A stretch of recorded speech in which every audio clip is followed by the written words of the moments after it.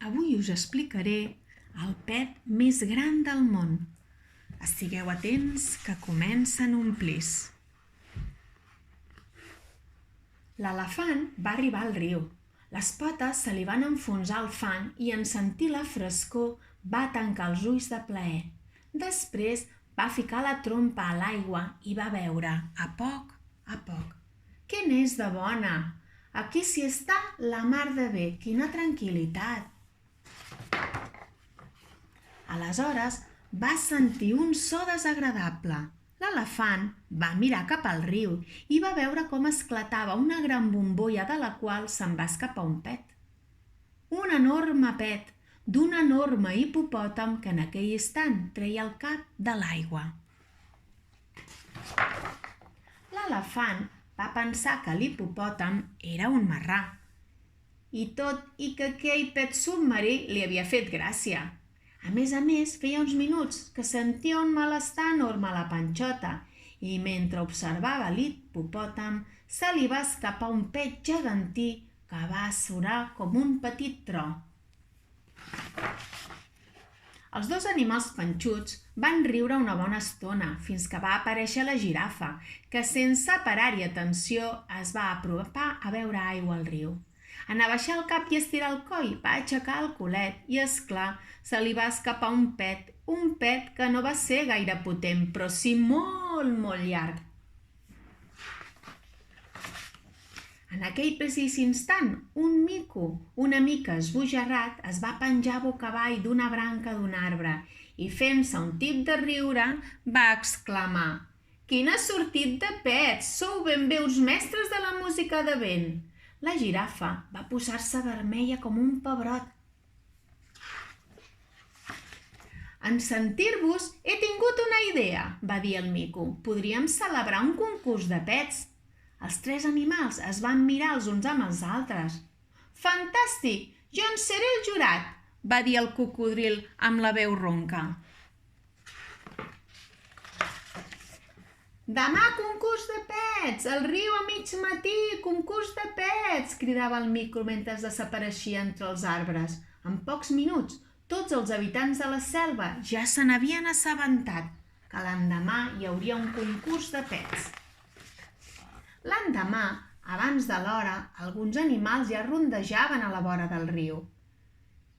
Ja és mig matí!», van començar a cridar el mico esbojarrat. El cocodril va lliscar fins a la riba del riu. «Que comenci el concurs! Que comenci el concurs!» El rinoceront es va col·locar entremig de tot i, sense dir ni ase ni bèstia, va tirar-se un pet. No va espetegar com un tro, però es podria dir que va ser un bon pet, tan gran com el mateix rinoceront.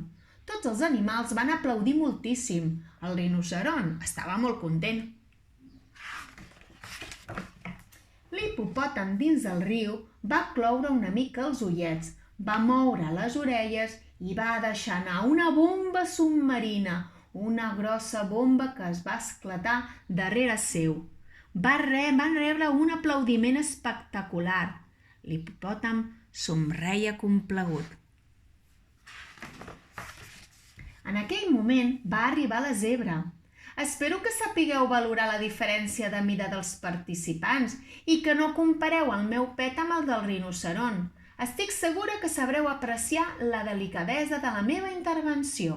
Aleshores va deixar anar un seguit de petarrons d'igual llargada com si fossin petards.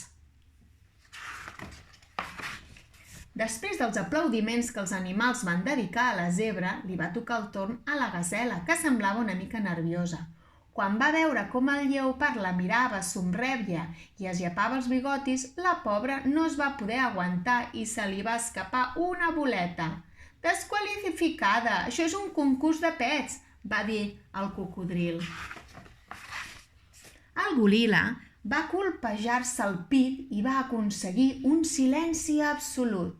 Va tombar el cap lentament per mirar tots els animals i aleshores va fer un petarró que gairebé no va fer ni soroll i ningú no va aplaudir. «Els petarrons no són de goril·la, sinó de monets», va fer-ne burla un eriçó menut. Tots van esclafar a riure. El goril·la, avergonyit, es va apartar del mig ràpidament.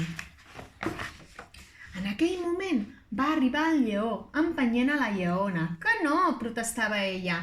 Encara que siguis el rei de la selva, no m'ho pots pas demanar això. És tu qui estira un pets casolans. Si es fa vergonya, t'hi poses fulles. Si vols guanyar aquest ridícul concurs, el pet te'l tires tu, li deia la lleona al lleó. L'elefant va aprofitar l'ocasió i es va situar al bell mig. Va fer força amb la panxa i va tirar-se un pet immens, descomunal, estrepitós, monstruós, un tros de pet que va provocar una tremenda ovació. Quan van acabar d'aplaudir, el cocodril va tancar els ulls i poc després va tornar-los a obrir. Després d'una intensa i complicada reflexió, el jurat ha decidit que el guanyador... Però el cocodril no va acabar la frase. En aquell instant es va sentir un estrèpit tremend, l'eco d'una canonada, com si el cel es trenqués, la terra cridés i els rius ploressin. Es va sentir el pet més gran i poderós i trement que s'havia sentit a la faç de la terra fins aleshores. I qui havia sigut? Tots els animals bocabadats van apropar-se al lloc d'on havia sortit aquell so tan extraordinari. Va ser el rinoceront qui, rere d'un arbust, va descobrir l'origen del pet més descomunal que mai no havia sentit ningú. Rere l'arbust hi havia un ratolinet, fregant-se la panxa. «Has estat tu el del pet?», va preguntar-li el cocodril. «Tu? Has estat tu?», va insistir el lleó, la gasela, l'elefant, el rinoceront, la girafa i el mico. «No és possible», deien els animals. El pobre ratolinet, molt avergonyit, va començar a tremolar. Tant era si s'havia tirat un pet o no. Però els animals van seguir insistint i preguntant i el ratolinet va perdre la paciència. «Sí, he estat jo! És que està prohibit tirar-se un pet quan esté mal de panxa?» va cridar amb la seva veueta d'arrossegador. «El rei dels pets, el ratolinet!», va concloure el mico, i tots van esclafar a riure, perquè ja tenien el guanyador del pet més gran del món.